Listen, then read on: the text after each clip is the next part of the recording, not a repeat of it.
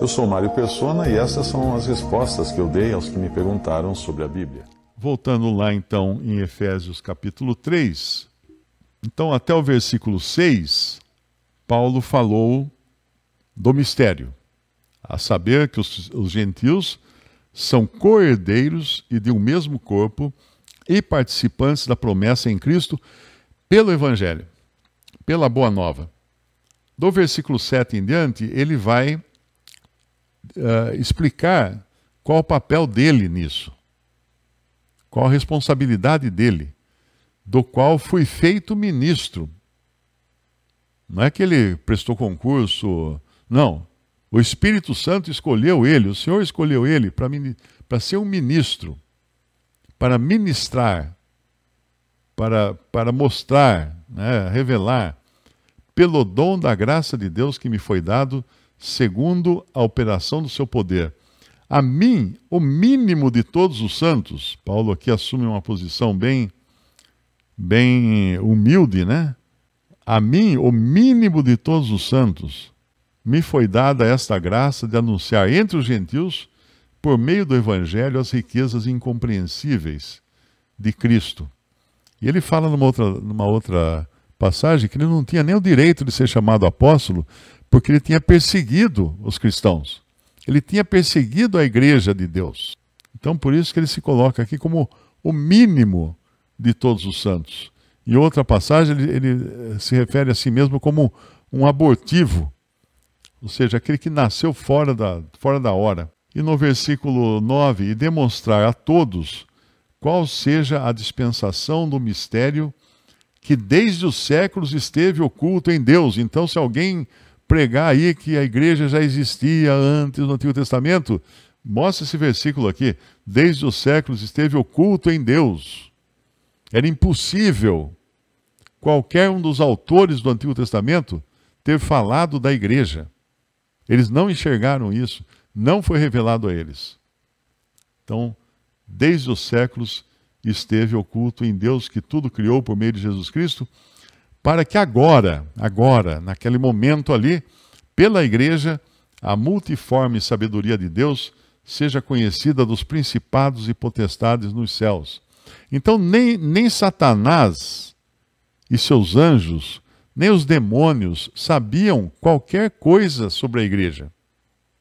Porque agora, pela igreja, é que a multiforme sabedoria de Deus vai ser conhecida dos principados e potestades dos céus. Quem são? Os anjos, todos os seres espirituais.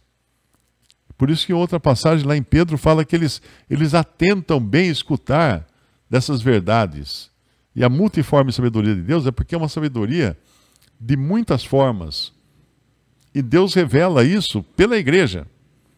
Então pense assim, os anjos estão de olho na igreja, porque através da igreja eles conhecem melhor quem é Deus. Ué, mas eles não estão no céu, na presença? Estão. Mas tinham coisas que eles não sabiam ainda. Nós tivemos o privilégio de receber através da revelação dada aos apóstolos. Tem uma passagem, 1 Pedro, capítulo 1, versículo 9. Alcançando o fim da vossa fé, a salvação das vossas almas, da qual salvação inquiriram e trataram diligentemente os profetas que profetizaram da graça que vos foi dada, indagando que tempo ou que ocasião de tempo o Espírito de Cristo que estava neles indicava anteriormente, testificando os sofrimentos que a Cristo haviam de vir e a glória que se lhes havia de seguir. Ou seja, os profetas ficavam indagando, queriam saber quando é que aquelas coisas, o Messias, a sua obra, quando que tudo aquilo iria acontecer, não é? E no versículo 12 fala assim, aos quais profetas foi revelado que não para si mesmos, mas para nós, eles ministraram essas coisas que agora vos foram anunciadas por aqueles que, pelo Espírito Santo enviado do céu, vos pregaram o Evangelho, para as quais coisas os anjos desejam bem atentar. Porque, veja, Os anjos caíram. Os anjos que caíram, né? Pecaram. Não tem retorno para eles. Não tem redenção para os anjos. Não tem salvação para os anjos. Porque eles estavam numa posição muito privilegiada. E se eles caíram, não tem volta. E mesmo porque a redenção tem que ser feita com um derramamento de sangue. Sem derramamento de sangue não há remissão ou retirada de pecados, como fala lá em Hebreus. E anjo não tem sangue, né? Então, hoje eles atentam, eles desejam atentar para essas coisas.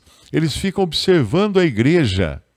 Através da igreja, os anjos aprendem a multiforme sabedoria de Deus, como nós lemos lá em Efésios capítulo 3, versículo 10, para que agora, pela igreja, a multiforme sabedoria de Deus seja conhecida dos principados e potestades nos céus. Olha que coisa maravilhosa. Que privilégio nós temos como cristãos e de vivermos nessa época também.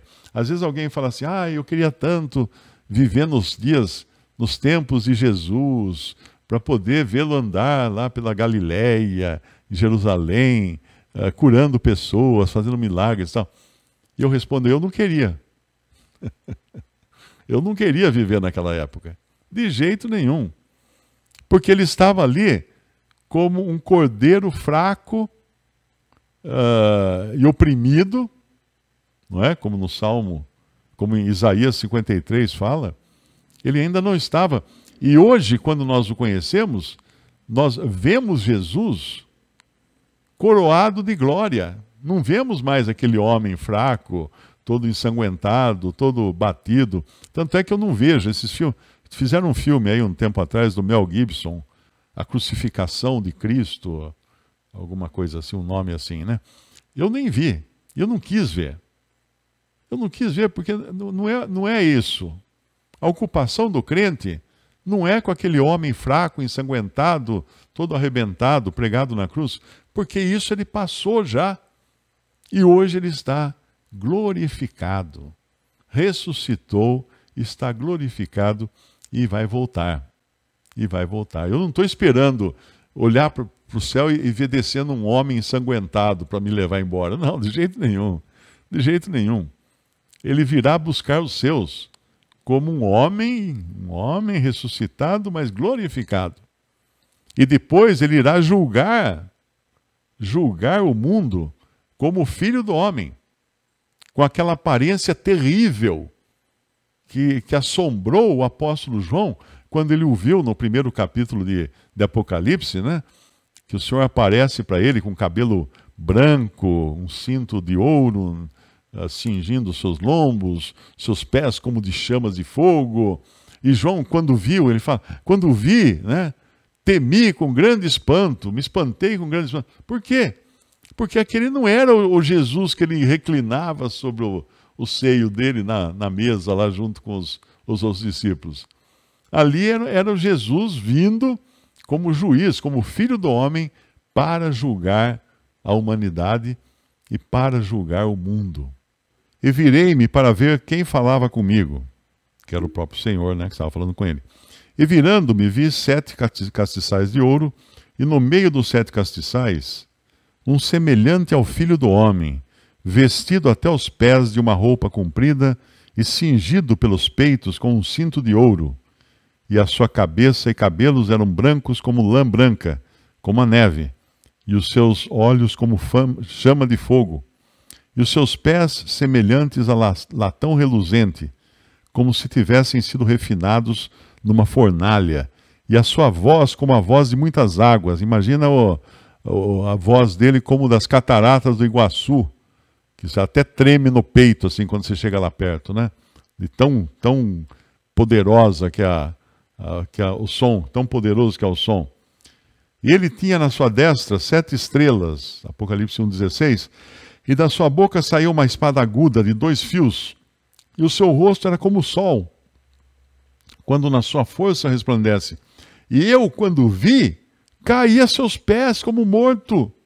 E ele pôs sobre mim a sua destra, dizendo-me, não temas, eu sou o primeiro e o último, e o que vivo e fui morto, mas eis que aqui estou vivo, para todo sempre. Amém.